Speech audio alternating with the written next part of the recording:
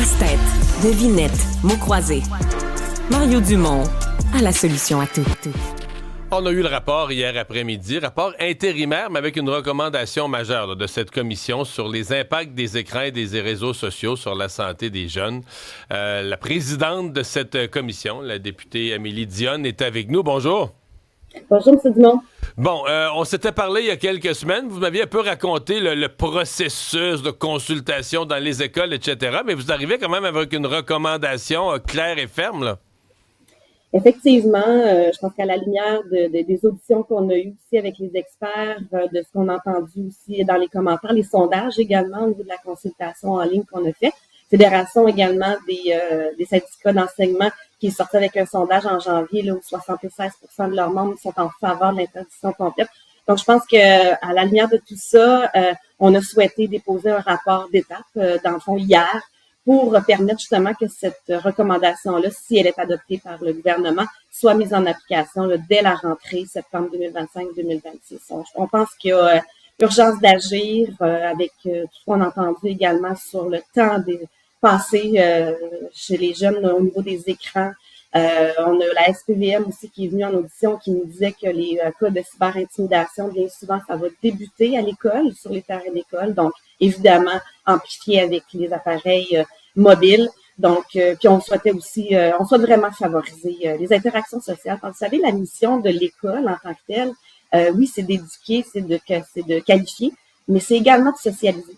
Et ce qu'on s'est aperçu dans les dernières années, justement, avec la présence d'appareils mobiles, c'est que les jeunes socialisent beaucoup moins. Et justement, on a fait une tournée d'école, on a rencontré au-dessus de 500 jeunes et on l'a vu ici. On a vu la dynamique dans les écoles versus la dynamique aussi où le cellulaire est interdit dans plusieurs écoles du Québec. Vous savez, juste avec la Fédération de l'enseignement privé, c'est 60% là, des écoles qui ont déjà interdit le cellulaire. Et donc, ça m'intéresse. Les écoles où c'est complètement interdit déjà, donc c'est sûr que ça, c'est intéressant parce que ça te fait un échantillonnage. Eux, ils vivent déjà. Cellulaire banni là, partout, là, cours d'école, corridor. L'expérience est positive, c'est ce que vous me dites ce matin. Là où ça se fait, les gens ne le regrettent pas, les gens ne changeraient pas, ne reviendraient pas en arrière, ils sont satisfaits du résultat. Ils sont très satisfaits, puis même les jeunes sont satisfaits. Les jeunes nous le disent, ils ne reviendraient pas en arrière. Je pense juste à un jeune garçon qui nous disait si j'avais le droit à mon cellulaire, je pourrais pas profiter de la table de ping-pong que l'école m'offre.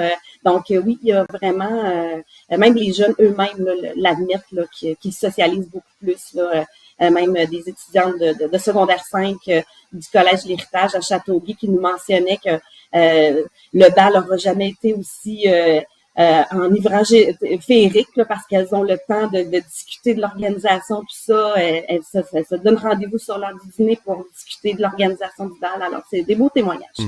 Mais c'est comme si les jeunes, comment dire, c'est comme si les jeunes eux-mêmes reconnaissent une espèce de dépendance. Dans le fond, ils disent, on veut avoir un beau bal.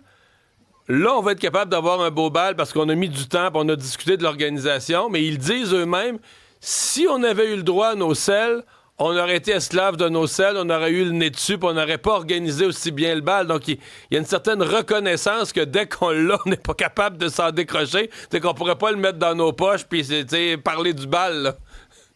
Tout à fait. Puis, mais tu sais, c'est sûr que quand on leur demande, ceux qui ont droit, tu sais, c'est certain qu'ils sont attachés, les jeunes, à leur cellulaire.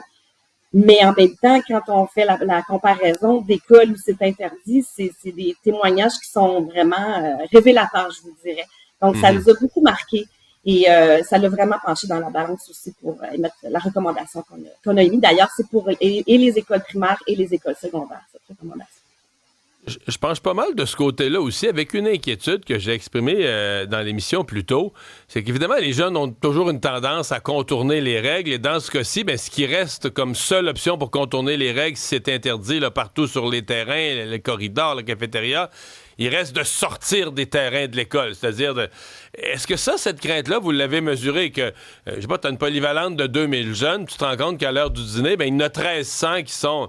Je sais pas, dépendamment du lieu géographique, mais ils sont dans le parc à côté ou dans les rues avoisinantes ou dans le cours d'un restaurant, d'un centre d'achat. C'est que les jeunes quittent les terrains de l'école pour aller faire la même chose, de jouer sur leur cellulaire. L'avez-vous mesuré, ça? On l'a mesuré. C'est certain que ça va présenter des défis pour certaines écoles, justement, plus populeuses. Maintenant, je donne l'exemple de Rochebelle à Québec. Ils ont commencé l'intégration. Dans le fond, secondaire 1 et 2, c'est maintenant interdit. Puis à leur grande surprise, c'est certain qu'il y a toujours des gens qui vont contourner les règles, mais à leur grande surprise, ça a été quand même bien accueilli de la part des jeunes. Puis on n'a pas vu là vraiment une exagération là, pour justement là, essayer de contourner les règles. Puis aussi, je suis une députée qui fait beaucoup de terrain également. Puis justement, dans le Bas-Saint-Laurent, il y a beaucoup d'écoles qui pensaient déjà vouloir interdire le cellulaire sur le territoire de l'école dès la rentrée. Et ce que les enseignants m'ont dit, en fait, c'est que, Madame Vaux, je pense que ça va être plus facile de contrôler, de gérer l'interdiction totale que simplement l'interdiction dans les classes. Donc, parce que dans les classes, les jeunes ont avec eux leur cellulaire. Donc, il y a beaucoup justement, il y a des problématiques d'application. Tandis que là, quand c'est une mesure qui est vraiment appliquée à toute l'école au complet, certains enseignants nous disent que ça serait plus simple. Ouais. Et donc, on comprend que normalement, votre mandat comme commission devait se terminer plus tard au printemps. Enfin, vous allez le continuer pour faire un rapport final plus tard au printemps. Mais l'espèce d'urgence, là, les 4 partis politiques sont entendus là-dessus, l'espèce d'urgence de faire ce rapport préliminaire hier, c'était de dire, si on veut une interdiction en septembre, on peut pas demander ça au ministre de l'Éducation à la fin de l'année. Il faut arriver plus tôt pour laisser le temps. Donc, c'est vraiment la raison de sortir en avril, c'est de donner au ministre de l'Éducation le temps nécessaire pour appliquer ça, parce que vous voulez ça dès septembre 2025, donc dans 6 mois, là, dans 5 mois. Oui, du temps au ministre, mais également du temps au conseil d'établissement et aux équipes écoles de pouvoir l'appliquer. Donc, il y a vraiment, c'est pour ça qu'il y avait urgence là de déposer ce rapport-là, parce que puis en même temps aussi, la recommandation vient avec une recommandation qui demande aussi au ministère de soutenir les écoles dans l'application de cette règle, justement en leur aidant à favoriser des activités sans écran. Donc, il y a tout un processus aussi à mettre en place. Alors, on jugeait bon de sortir immédiatement là, cette recommandation-là. Pour le reste, comme vous dites, ce sera déposé, le rapport final sera déposé le 30 mai. Vous savez, la mission de la commission est quand même aussi assez large. On parle de cyberintimidation, publicité chez les enfants. Donc, tout ça sera... Les autres recommandations seront déposées le 30 mai, comme prévu. Bien, on va surveiller tout ça. Le ministre de l'Éducation a accueilli ça à chaud hier avec ouverture, mais on aura probablement une décision d'ici peu. Amélie Dionne, merci d'avoir été avec nous. Merci, M. Dumont. Au revoir.